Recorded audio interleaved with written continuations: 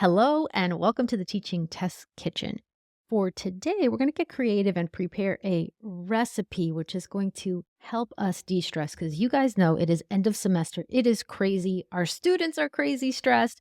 We're crazy stressed. I brought somebody to join us today. It's his area of expertise.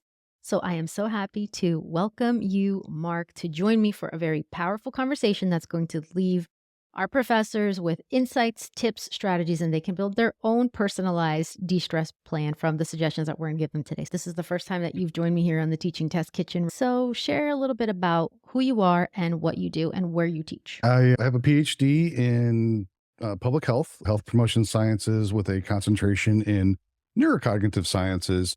And the way I came about that was I actually had a business background, a bachelor's degree in finance, and I decided to join the Army when I was 28 years old. Went into the infantry, got shipped off to Iraq back in 2005. So coming up on the 20-year anniversary of that, I guess that's why I have a lot of gray in my beard now. I guess I'm getting old. But anyhow, being exposed to combat, I came home with post-traumatic stress disorder. Didn't really understand what was going on with me psychologically.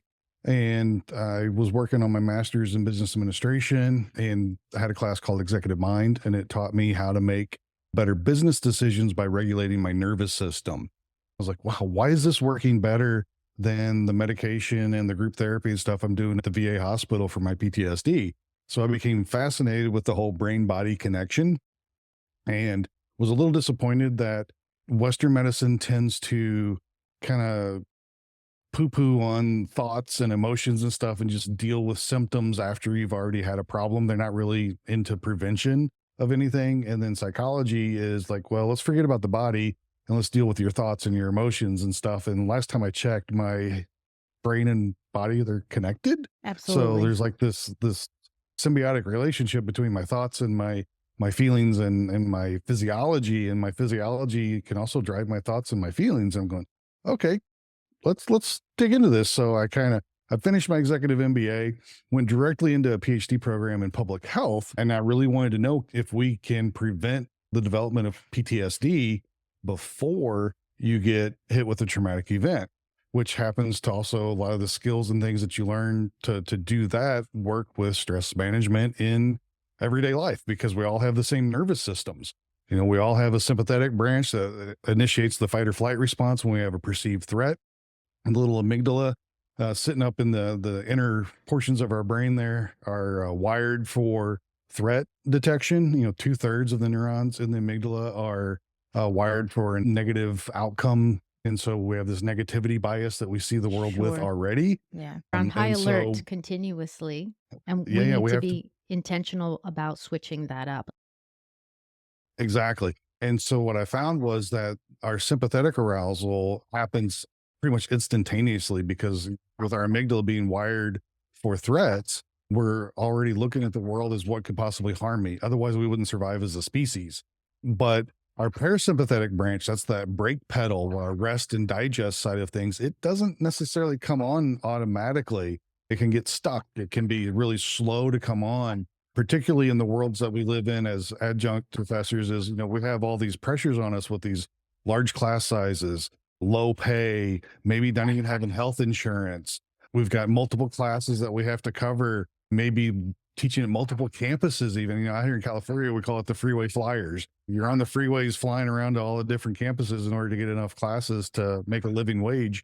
So we have all these constant pressures on us, which keeps our sympathetic arousal up and doesn't allow the parasympathetic to ever come on, because there's always this threat out there that we perceive. And so we have to have some skills to be able to activate that parasympathetic nervous system on cue or on demand. And that's how we can regulate our nervous systems to be in the best place that we can be physiologically, so that our thoughts aren't being driven by our physiological state. Right. So those of you listening, you're a lecturer, you're an adjunct professor, whatever it is that you do in higher education and teaching, think about your own circumstances right now, your own levels of stress. How do you tend to manage that? What do you actively do to reduce stress in your own life? Are you like me, continuously needing to Remind yourself, learn, relearn, repeat, talk to other people, get more ideas to make sure that you're genuinely taking really great care of yourself. So, this is the perfect time for us to have the conversation when the energy is turned up on max right now. The heat is on with the end of semester and getting our final grades in, wrapping up certain things, doing our final lessons, thinking about all the different elements that go into closing out the semester. Plus, we have students that are coming at us with, hey, can I submit this? Or I missed this, or I missed that. Lots of additional requests that we really don't have time for, while also being compassionate and understanding to our students and all of the things that they're dealing with. Being a full time student is not easy as well. So, I do want to make mention that it is important for us to be patient and understanding and compassionate towards our students. But the focus of today's conversation is on our own mental health, on our own stress levels. I really love the idea of having a recipe for ourselves. What are the signs when I know I'm just not feeling it? Number one is I tend to be grumpy. I'm not a particularly grumpy person regularly. So when I feel that, I'm like, oh man, what is it that's going on here? What's really bothering me? And a question I ask myself often is just that: what's really going on? Rather than whatever the surface level thing is indicating.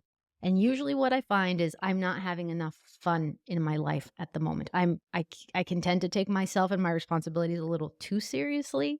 So that's sign number one for me. What is that indicator for yourself before it gets to level 10? Before there's a fire, you kind of start to smell a little bit of smoke. So that is for me when that loss of joy, that grumpiness kicks in. It's like, what's going on here? Do you have like a level one tell signal in your own life, Mark, when you're starting to feel the stress?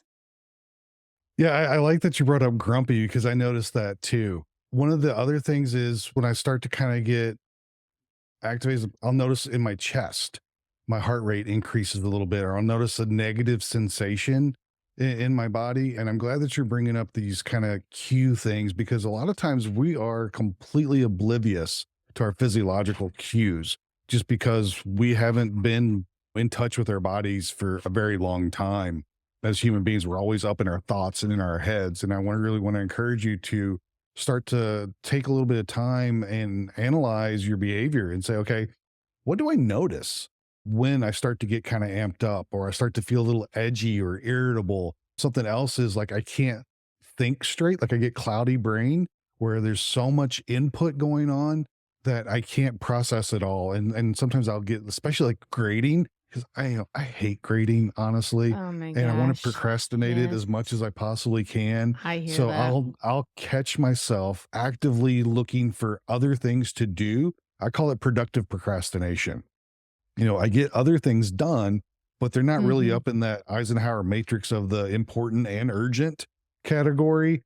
They're more likely in the not important and not urgent, but Oh, they yeah. need to be done at some point in time kind of thing. So that's another kind of cue is just being able to recognize that I'm not doing the tasks that I should be doing. "Oh, I have grading coming up I need to get done. This is the perfect time to clean out my basement."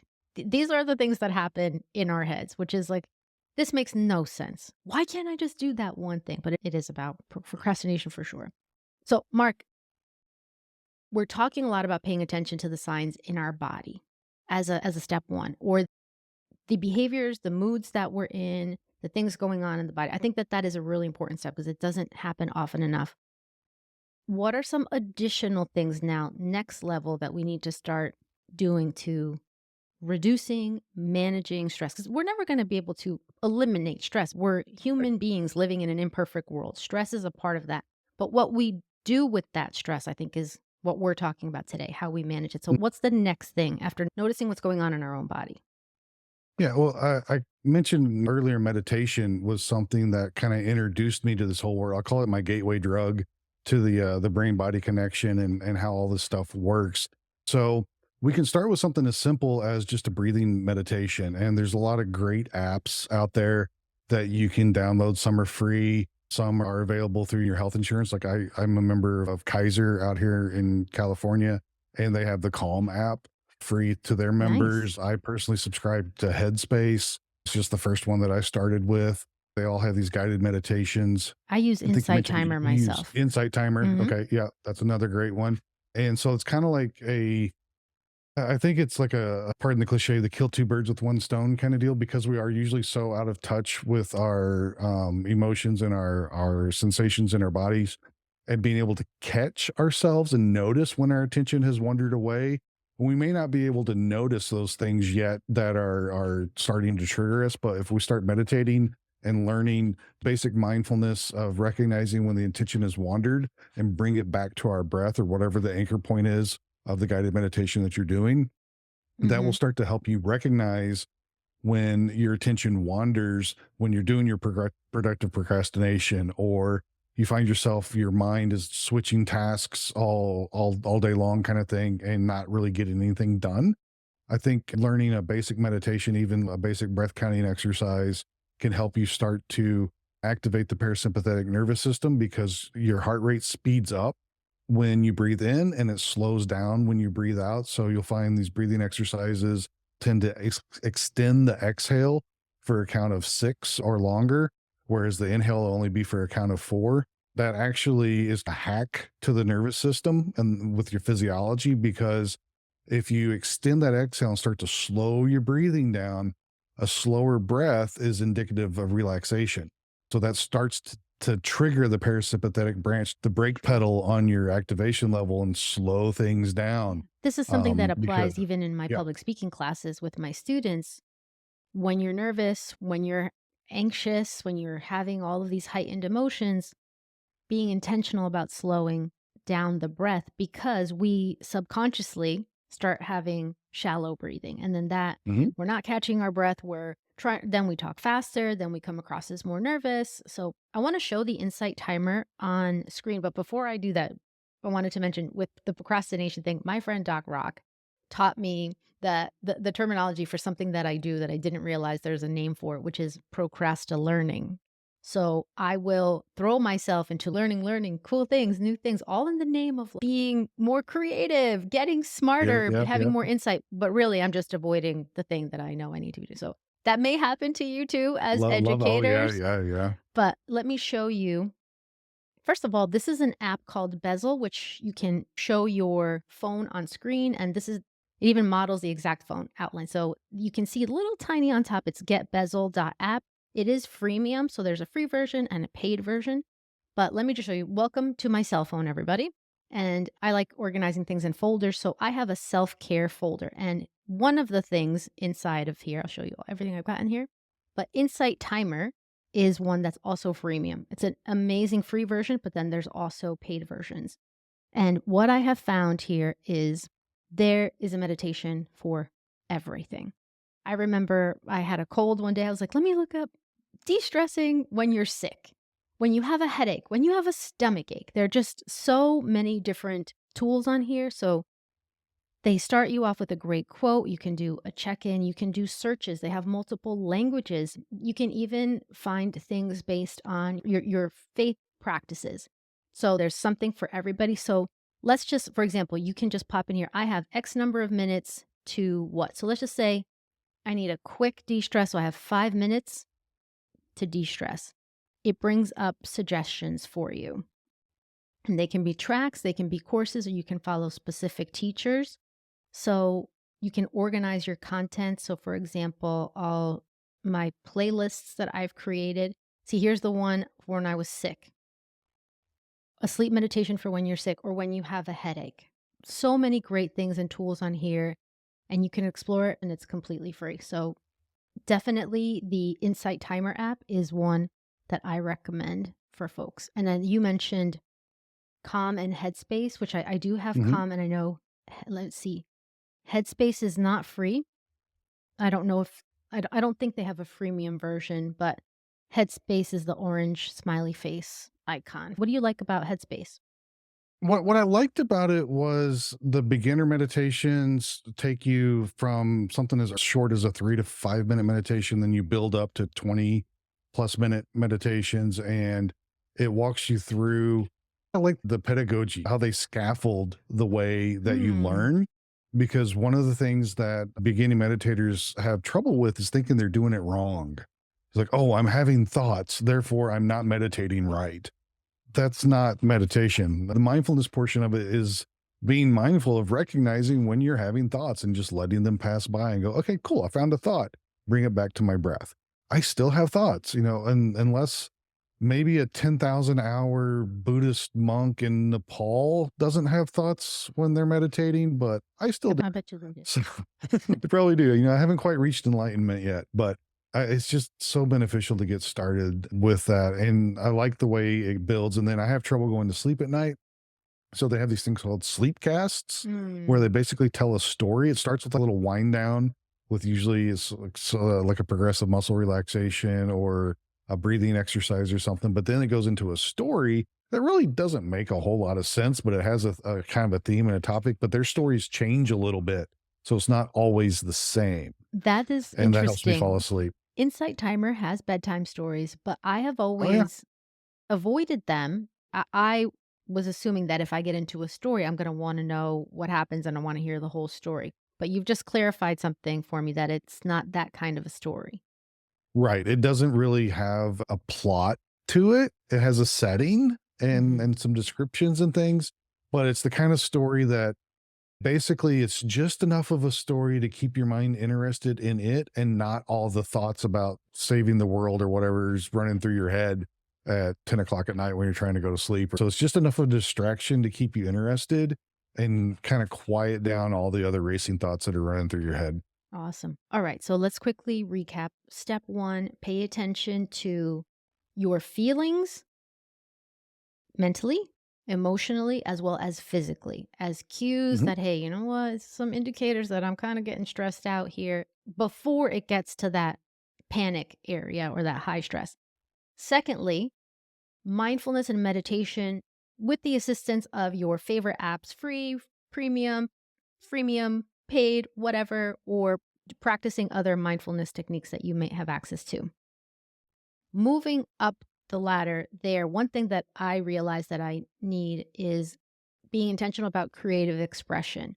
I'm not an classic artist that can draw or paint or doing things, but what I notice is a couple of things like making creative artsy things like in my journal, making some pages that are just about creativity. Making these things, originally I was thinking I would make them to journal on them. Then I realized, no, I just like to make them and look at them. Yeah, I've gotten into woodworking again recently and started using that as a different form of stress. It's called eustress, which is also one of the reasons why we go to amusement parks and ride roller coasters and go to haunted houses and stuff. It's a safe level of stress that kind of amps us up and gets us feeling alive and excited, but it's not a threat kind of stress that leaves us debilitated. Woodworking's not that way as far as the eustress goes. I heard a quote the other day from another woodworker. It says, "Those that work with their minds rest with their hands." I was like, "Oh, that's so good. I really Mm. do Ooh, I love rest, that too. even though I'm being mentally and physically challenged with creating stuff. And it's okay to make mistakes and learn from those mistakes and the problem solving of how to fix the mistake kind of thing is it's all part of the process. But I do find that I find enjoyment and relaxation and a sense of fulfillment really that I don't get in other areas. And so it may be making music, it may be art, it may be writing fiction or something that doesn't have to deal with teaching. And so I think that's a really great way to de-stress as well as make something. I really enjoy that quote, and I have never heard it before that those who work with their minds rest with their hands. Did I get that right? Yep.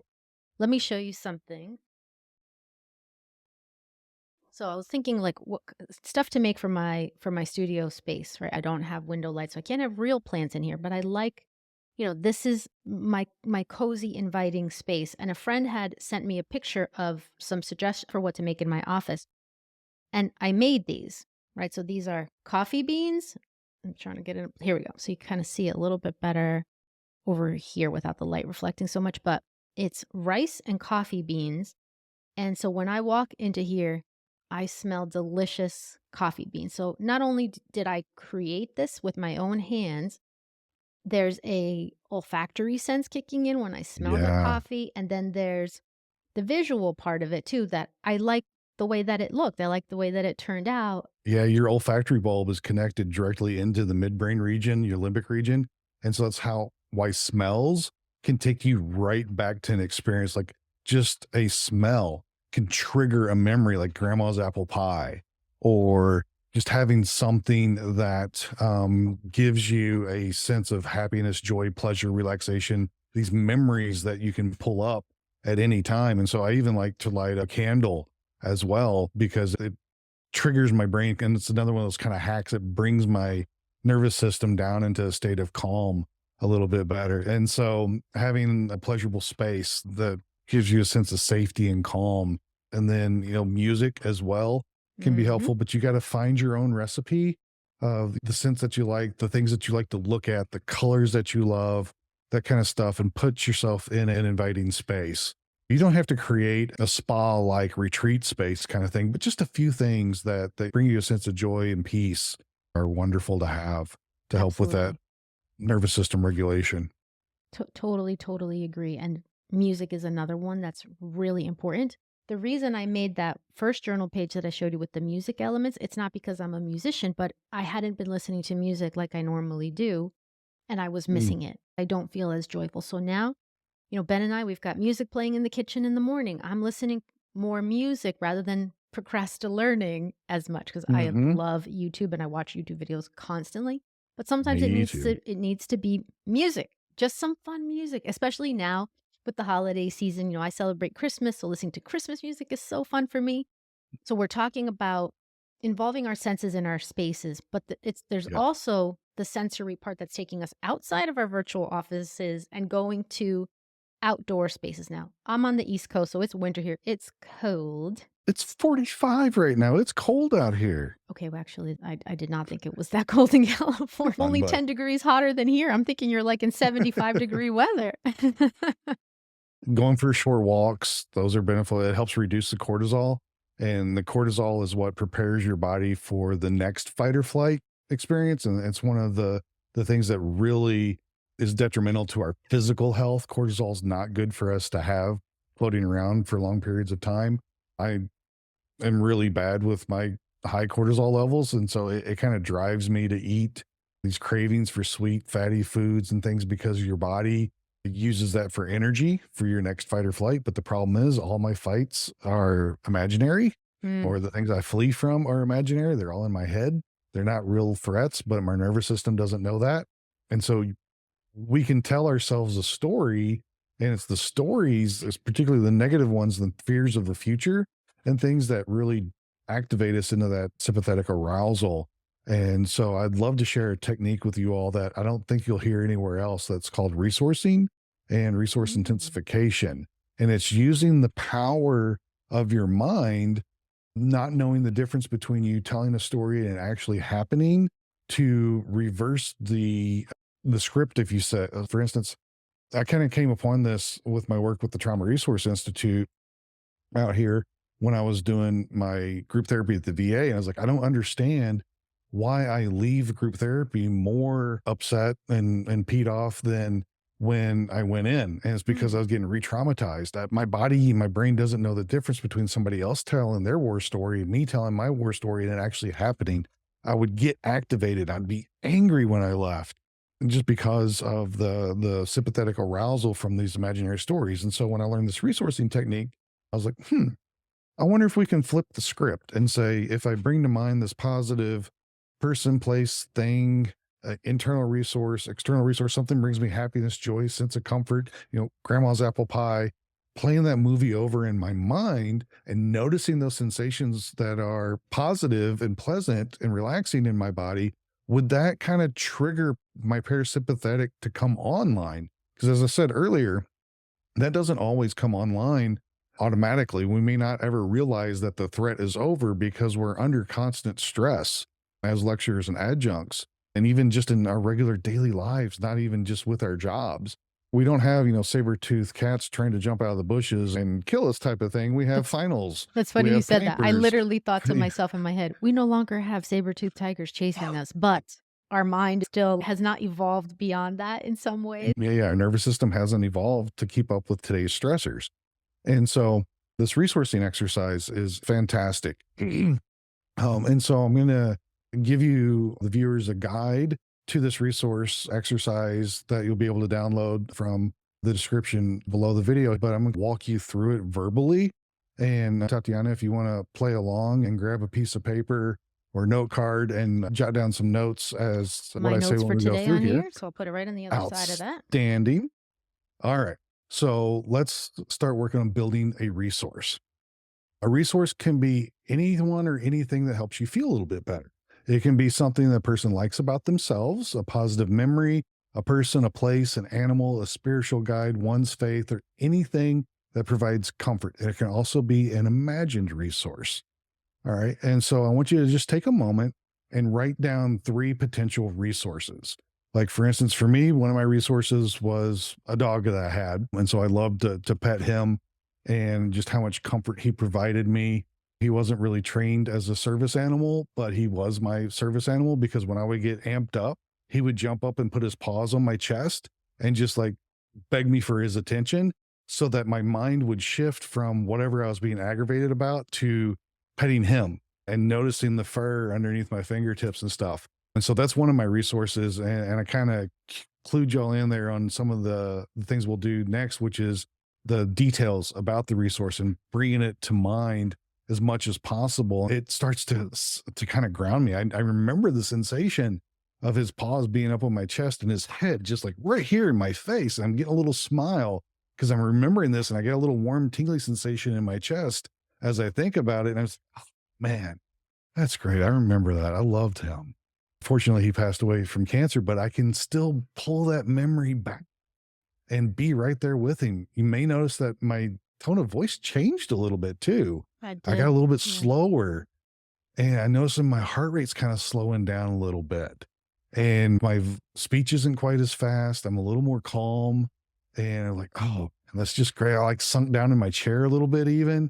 I wasn't all stiff and straight anymore. And so just noticing these changes as I bring to mind that resource kind of starts to save that to the hard drive of our brains. Mhm. And it's telling my nervous system, yeah, you can relax. Yeah, and let me It's cool. tell you, you asked me to write down my things, but I was really focused on listening to what you were saying, and I've never met your dog. I mean, I know you have dogs, but I never met that dog, saw that dog, or anything. But as you're describing your thoughts, experiences, physical, emotional, I'm imagining those things in my own mind, like imagining that Yeah, dog, yeah. imagining that feeling. So even you sharing about it today gives me feelings and senses and emotions about it, an experience that was not my own. You may have never had a dog. All right. But you can kind of get an idea of what that might feel like. But before I get too far sidetracked, like, write down your 3 resources.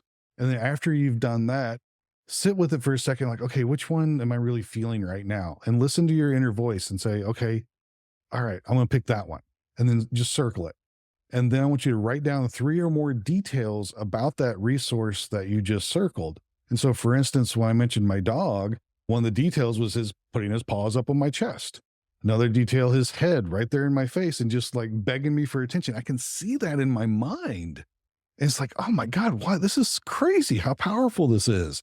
For you, it might be sitting on the ledge of a mountain out camping and looking out over the Smoky Mountains or something. You love Christmas.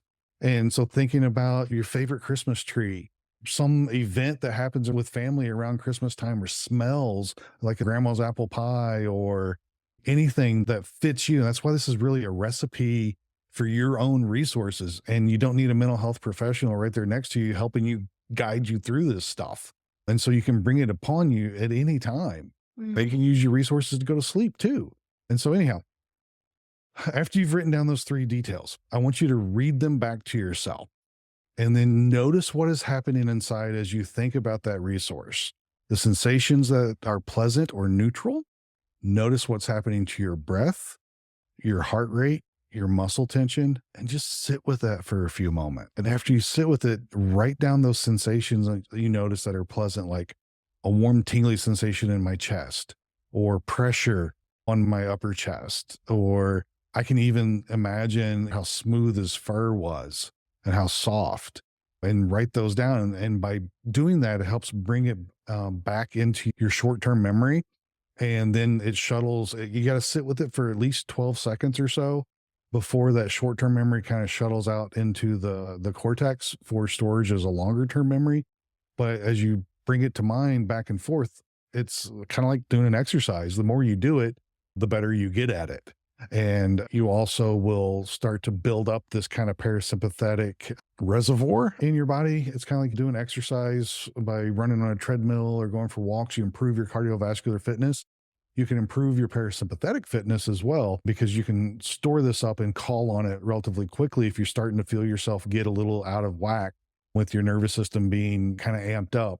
You can bring yourself back into a sense of calm by bringing to mind that memory real quick and finding that pleasurable sensation in your chest, and then, or wherever it happens in your body, and then sitting with it for a second. And kind of basically, one of my colleagues says, it's stopping the train before it gets out of the station. So before you go into that fight or flight, because this thought popped in your head, or, pressures of your job or something coming up, you can bring that resource to mind and kind of calm things down before it gets off into this high state of arousal. And then you start making decisions based on impulses and emotions. And that's usually not a good place to make decisions from.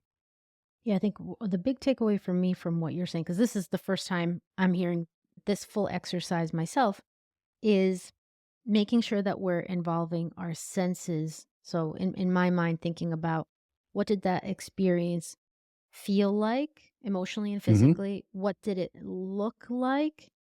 What did it sound like? What sounds are associated with it? Were there scents associated with it? Yep.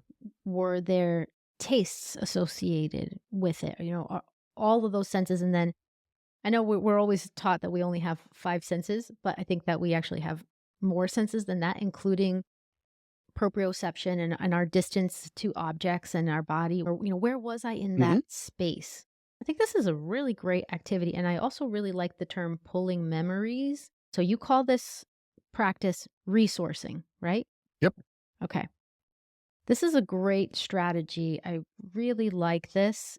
You also said it's something we can just grab anytime, anywhere, any place. I Hmm. remember being really stressed out in a previous job and learning about grounding yourself. So sometimes even the position that we put ourselves in, like I literally closed the door of my office in a different job before teaching, and just like almost did like a child's pose on the floor, the yoga Yep. child's pose, and got as close to the ground without putting my actual face on the ground. But, just changing something physical very quickly to reset. Big change, big change.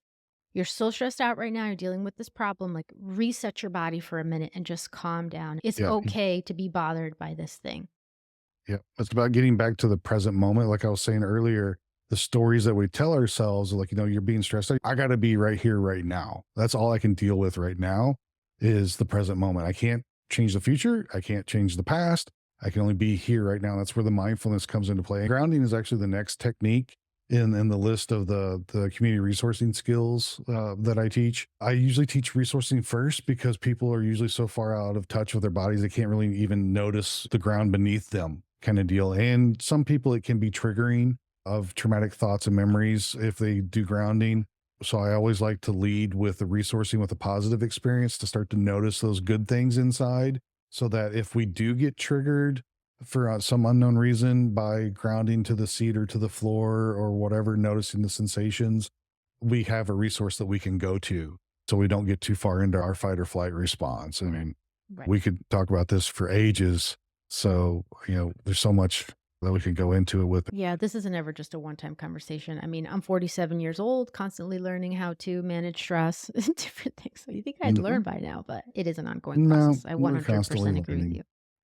I think that it's important for, and it's going to depend, right? A person's personality, energy levels of introversion, extroversion are going to vary how much community they need. And some very often, at least for myself as an adjunct professor, one of the things that I often find that's hard about doing this work is that it can feel a bit lonely. Not with my students. Like that is like my heart, but it feels a bit lonely in terms of community. So that is Hmm. why one of the goals of my platform is to build a stronger sense of community. And this would obviously be a virtual one, but physical world, it's important to have these kinds of communities. And it doesn't have to be with other educators, though. Finding community, whether it's people on Insight Timer community or in other virtual groups that we might be a part of. My university, I just got an email this week that there are wellness activities and everybody is invited and open to them. Some are in person, which makes it difficult for adjunct professors to attend, but some think plan to be virtual as well. And they're short. It's not like you're committing 2 hours. Some of them are 10-minute check ins and meditation. So maybe your universities or schools offer something that you might not fully be aware of. It's good to check in with the health centers, with wellness Hmm. centers to see, does the university offer some of these things that you might be able to tap into and build a bit of a sense of community as well. I think one other thing that's important for us to do is also to advocate for ourselves. Sometimes we do need a mental health counselor. We do need to talk to a professional. I myself Hmm. do counseling at this stage every week. And it's not because I'm a major crisis. It's not because things are exploding. But to me, it's like mental health maintenance. Like just like a car Oh yeah. needs a regular oil change and needs upkeep, there are things that I like to make sure that I'm staying on top of and places that I don't ever want to go back to. So it's important to talk to somebody about that. So maybe advocating for yourself means talking to someone. Maybe it means something else, but what are your thoughts about self-advocacy, Mark? I wholeheartedly agree. I mean, I too see a therapist every single week for my PTSD, my ADHD, relationship, and and things of that nature. But it's fantastic to know that there's somebody that I can just air all my grievances out to, and they're not going to judge me. And my therapist has this great way of reframing things. It's like, so what you're saying is, and I hear it back and go, yeah, yeah, okay, that really doesn't make a whole lot of sense, does it? And so this whole reframing some of these cognitive techniques of being able to just say things out, and a lot of times I kind of solve my own problems through talking it out with her. But it's a great place to have a resource like that so that I can air my grievances or just talk about what's on my mind and not worry about what they're going to think about me or anything of that nature. And so social support is a fantastic thing that is needed in our lives. And, research shows that those with a strong social support network are much more resilient and able to recover from traumatic experiences. And so if it works for trauma, it's got to work for everyday life as well. And just knowing that there's other people that are having the same problems, you're like, oh, okay, well, it's not really that big of a deal. I can handle this. It's just fantastic. Tatiana and I we're friends offline too. And it's just such a relief to be able to talk to another educator, even though we're halfway across the country. And frankly, we've never met in person. I think we're fantastic friends. And I love having that resource, in my hip pocket that I can call on when necessary. And I really appreciate you asking me to be on today and share some of the things between stressors and everyday life and things of that nature. And so it's an issue for everybody, but particularly, in the adjunct lecturer world, we do have some unique stressors that others don't have. And I think also as teachers, really, we're in the helping professions as well. We want to see people do well. We want to help educate the youth and from our experiences and our knowledge. And we gain all this education in order to be able to do it and not necessarily financially rewarded for the investments that we've made in our education. And so sometimes we have to find our rewards elsewhere, and that can be through the success of our students and also through the success of our colleagues. So Absolutely. love being able to help out. Likewise, Mark, thank you for your energy, your time, your creativity, sharing these resources. Let's do a recap. Number one, pay attention to what's going on in your own body and in your own mind before things get crazy out of hand. Then, after that, what was number two? We talked about using tools at our disposal, Mhm. whether they're technology tools like apps or other mindfulness meditation things like yoga or other things that are going Mhm. to help relax our mind and our bodies together and help us pay attention to our thoughts. Then we moved into activities like being aware of our space and our environment. And then we moved Mhm. into a very specific strategy that you taught us called resourcing, where we're actively pulling memories of pleasant things rather than, say, reliving Mhm. traumatic things. We are doing the opposite. But I do think that it is important for us to work through those things. And we're not saying that that's not important to do. Like, you're not trying to Right. avoid that, but we're also making sure that we're activating these positive things involving all of our senses. And then you gave us the steps on how to go through and run through that resourcing activity, which is very cool. And then we talked about a sense of community. And Mhm. maybe that in part is talking to a mental health professional, talking to a counselor, or having a group of colleagues or other people in our circles. And again, doesn't have to be education only, but and then I think the last one we talked about is self advocacy and how we can take Yep. really great care of ourselves. So I hope that this has been a helpful conversation to you. Please do chime in if you have additional resources to add or other ways that you de stress, because end of semester is a big one. So much to do, so little time, but I hope that, like Mark said, that you feel the rewards in the relationships with your students as much as I do. It fills my heart with joy, and it does remind me of why I am a professor, why I love teaching so much. So I hope that you find those rewards and that you're taking really good care of yourself this holiday season as well. Mark, any last thing to add? I wish you all the best. Please use the resources available to you. You are worth it. Take care of yourselves. Love you all. Thank you for sharing that love there, Mark. This has been another episode of the Teaching Test Kitchen, and today was a recipe for you to manage stress, take really good care of yourself, particularly when emotions are heightened and you're going through some difficult times, such as getting through the end with grading and all the conversations that happen around end of semester. So, wishing you the best. Thank you for joining me today, and I will see you next time. Keep learning, inspiring, and teaching with love.